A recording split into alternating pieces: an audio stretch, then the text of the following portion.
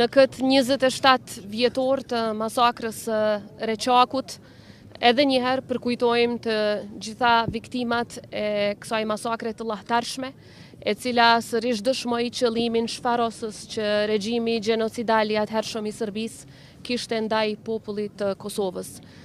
Reçaku dhe plagët e Reçakut akoma flasin, sepse dhimbja është po aq e freskët sa ishte para 27 vitesh.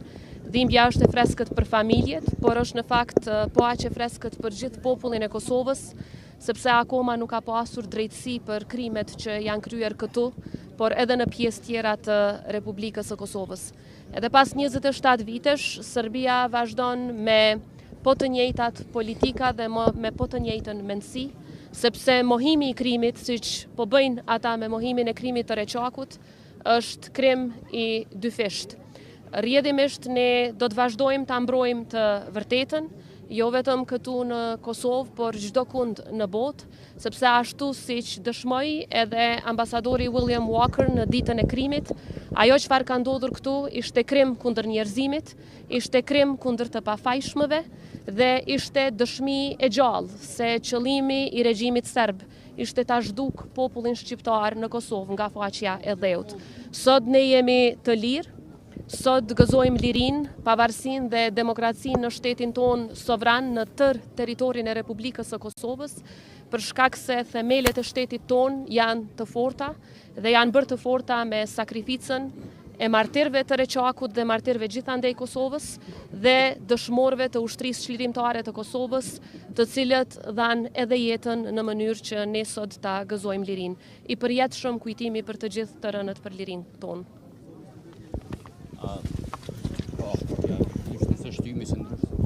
Faleminderit shumë të nderuara media, të dashur qytetarë.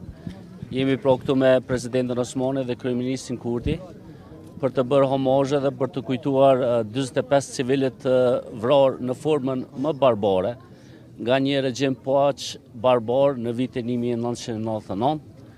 Me 15 janar të atij viti, mediat pushtuan lojmet me një tmerr që ndodhi po në këtë vend dhe njëkohësisht u shpërfaq një fytyrë barbare me tendenca gjenocidale e Serbisë ndaj një populli të pafajshëm shqiptar. Reçaku për ne mbetet një plagë e hapur për shkak se ende nuk ka drejtësi. Bashkia ndërkombëtare ka bërë një punë të mirë me intervenimin e saj, por jo edhe mosjelljen e autorëve para drejtësisë. Prandaj ne si institucione nuk do të ndalemi së kërkuari drejtësi, për shkak se besojmë thellë se pa drejtësi për viktimat e Reçakut dhe viktimat gjithandej nëpër Kosovë do të ketë jashtëzakonisht të vështirë të ketë edhe paqe, por edhe siguri në rajon. Prandaj edhe një herë lavdi martirëve dhe dëshmorëve të Reçakut e faleminderit.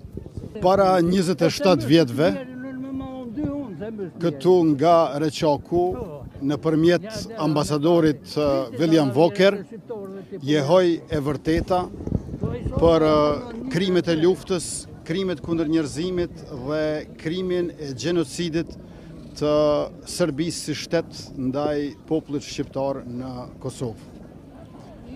Pas masakrës së Reçakut, u ndërgjegjësuan, vetëdijsuan dhe mobilizuan edhe opinioni publik ndërkombëtar, edhe kancelarit diplomatike perëndimore.